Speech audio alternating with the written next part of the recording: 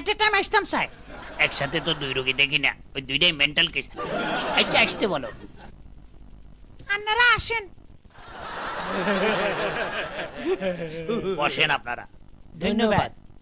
Welcome. কার কি পরিচয়? আমি হইলাম মুখলেস, ও হইল মতলব। কি?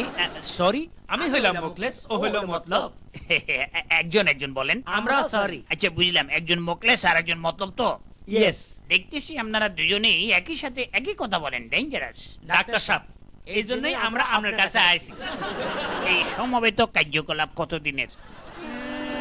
বলতে পারেন, এক্সকিউজ মি, প্রায় বাল্যকাল থেকে। অনেক পুরান রোগ। জি জি।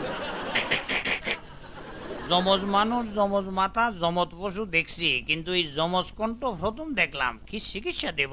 ওইটাই আপনাকে বাইর করতে হইব। শুধু তাই না, অন্যকে চিন্তা করে সেটাও আমরা বলে দিতে পারি। কি বুঝলেন? এখন ভাবতেছি আপনাদের কোনো চিকিৎসা করাবো নাকি নতুন কোনো কাজে লাগাবো। বোঝেন আমরা কি জিনিস? শোনেন, আমাদের দেশে যে হারে গলাবাজি হয় তাতে এক গলায় আর পোষায় না। ভাবতেছি এই গলাবাজিতে যমজ গলা চালু করবো কিনা। রাজি? না, কথা নয়, কাজ ভালো বাসছি, তাই তো আমরা আপনার কাছে আসছি। আইয়েন।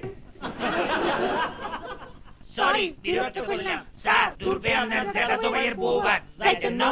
জামু, তবে আমি এখন সমবেত কথার মধ্যে আছি, কোনটা কার কথা বুঝতেছি না, পরে আসিও। আচ্ছা স্যার।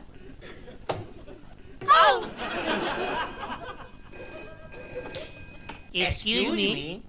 হ্যালো, হ্যালো, আম্বিয়া। হ্যাঁ, হাসান।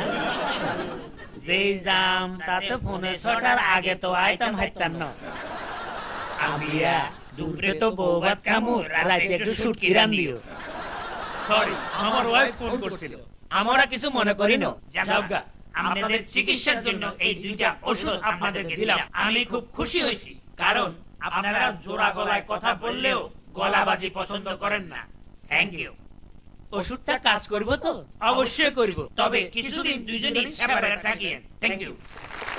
দর্শক মন্ডলী, এই তো কিছুদিন আগে উদযাপিত হলো পল্লী কবি